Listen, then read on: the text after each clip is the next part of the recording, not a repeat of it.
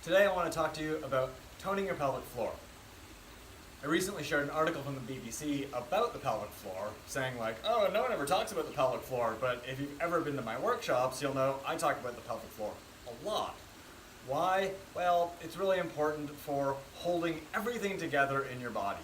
The pelvic floor marks the bottom of your deep core, and your deep core is part of the slow twitch muscles. They're the muscles that work to support you before you do movement. But when you practice yoga, when you lift weights, when you do physical activities, you're pushing your body beyond its normal range of activity. So learning how to engage your deep core more consciously is going to help you build strength there so that you are better able to support yourself when you're doing your physical activity. Before we get into how to tone your pelvic floor, I want to help you find just a few markers that we're going to use to identify where the muscles are that we want to engage. Okay, so the first thing you need to do is stand up. It's easier to find your pubic bone when you're standing up. Then take your thumbs and your index fingers together.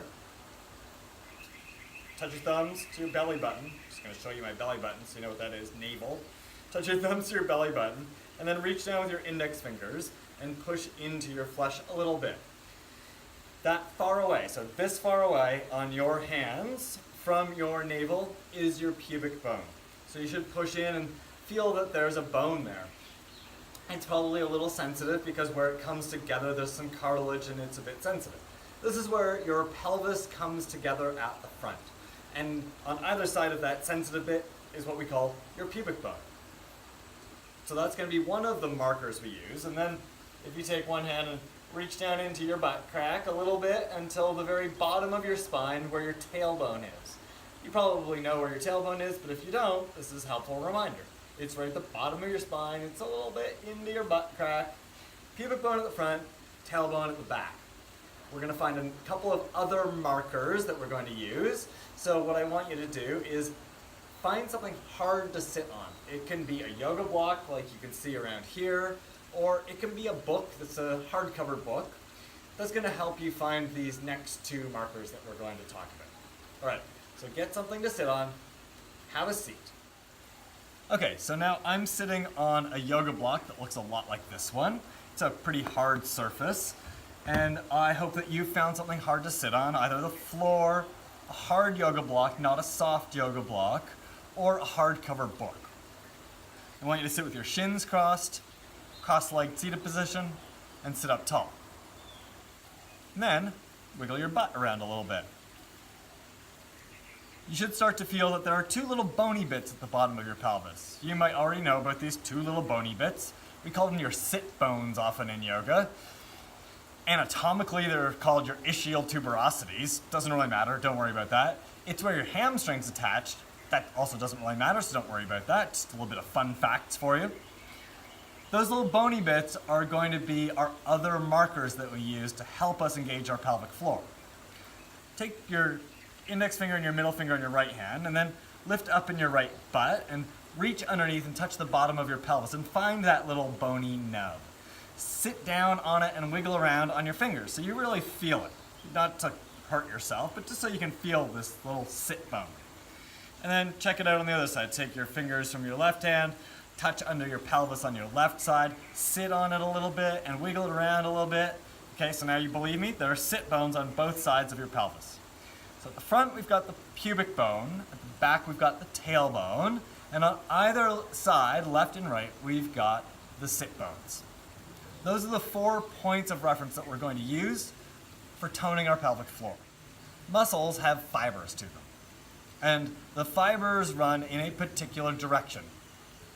When you flex a muscle, it's going to move along the direction of the fibers. A simple example is your bicep. So the fibers of the bicep run along the length of your arm. So when you flex your bicep, it shortens the muscle in that direction, along that line. When you flex your bicep, it doesn't shorten out sideways. It's not like drawing in from the sides. It's shortening this way. Make sense? In your pelvic floor, there are muscles. There are two muscles that we're going to focus on because they're the muscles we use to do what we call tone your pelvic floor, engage your pelvic floor. There are muscles that run between your sit bones, roughly, and between your pubic bone and your tailbone, roughly. Between your sit bones, the fibers of those muscles run side to side, roughly from sit bone to sit bone. So when they flex, everything draws in from the sides. And then there are muscles that run from the front and back, from your pubic bone to your tailbone, tailbone to your pubic bone, and those muscle fibers run front and back. So when they flex, they draw the front of your pelvis back and the back of your pelvis forward. Now that's not metaphorical. The two sides of your pelvis, well, it feels like one solid structure. The two sides of your pelvis are independent. They join at the back on either side of your sacrum, and they join at the front at your pubic bone, that place you were touching when you were standing up. When we engage our pelvic floor, we're moving those two muscles, and we're engaging them from sit bone to sit bone and from pubic bone to tailbone. Okay, so how do we engage these muscles? Try this. Do everything that you would do to stop the flow of urination. You're engaging your pelvic floor. Relax. You're doing a little more than engaging your pelvic floor, and we want to isolate the muscles of the pelvic floor slightly. So, we're going to focus on just two muscles. The ones that go side to side from sit bone to sit bone, and the ones that go front and back from pubic bone to tailbone. Remember, the two sides of your pelvis can move a little bit. So move your sit bones towards each other. Think about some of that feeling that you would have when you try to stop the flow of urination. Move your sit bones towards each other.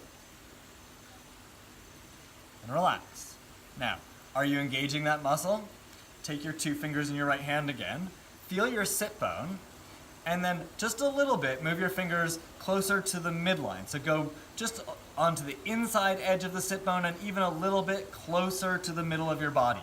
And then move your sit bones towards each other. You should start to feel that there's muscle under your fingers that is engaging.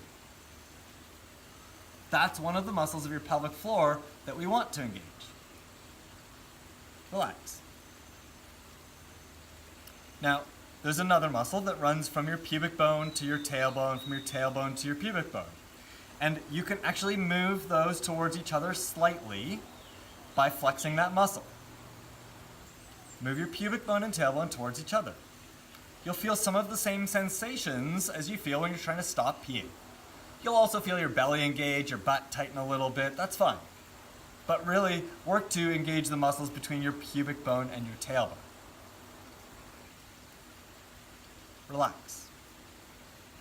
Now, it would be crazy to try and engage these muscles as much as you possibly can, but what I want you to do is do that first, and then we'll back off a little bit. So let's start with sit bone to sit bone. Move your sit bones towards each other as much as you can. It'll make your belly tighten, it'll make you maybe not be able to breathe very much, so before you lose all of the power of your breath, relax that muscle by about half.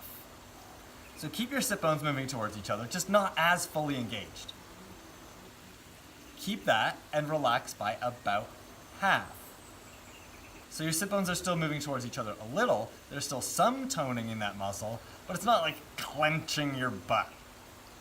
It's a subtle engagement. Relax. Now we'll go front and back. Move your tailbone towards your pubic bone towards your tailbone, as much as you can.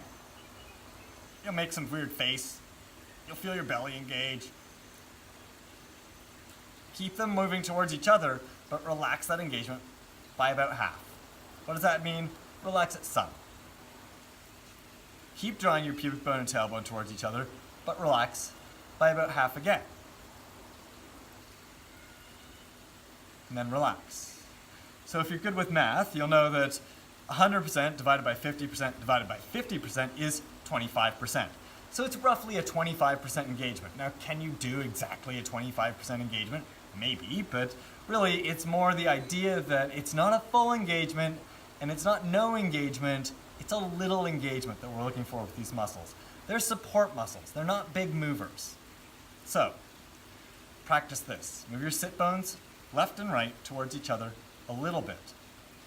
Move your pubic bone and tailbone towards each other a little bit. And then imagine that lifting up. This is called toning your pelvic floor. If you've heard of the Kegel exercises, they get you to do this exact same work. Relax. The best way to build a little bit more strength in these muscles is to practice doing repetitions of this muscle engagement. It's something that you can do on your way to work. It's something that you can do at work.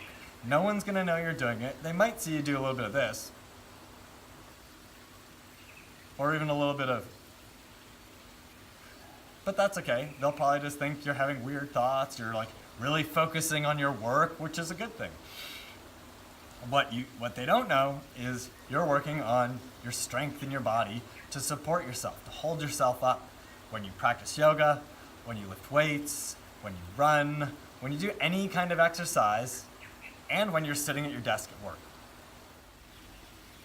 So I'm not going to go into all of the reasons outside of a physical exercise practice why you would want to tone your pelvic floor, but I will link to the article that inspired this video so that you can read a bit more about that if you haven't read that already. Now, I recommend that you do repetitions of this exercise of moving your sit bones towards each other a little, pubic bone and tailbone towards each other a little. So start with like 5 repetitions, pause, take a break, do another 5, pause, take a break, maybe do another 5. And you can build up to like 10 repetitions in sets of 3. This is going to help you hold yourself up, support yourself, prevent back injuries, all sorts of things. It's really, really going to benefit your practice, whether it's yoga, whether it's weightlifting, exercise at the gym, running, whatever. I hope you found this useful. If you've got any questions, please put them in the comments below and we can start a conversation about the pelvic floor. Thanks. Namaste.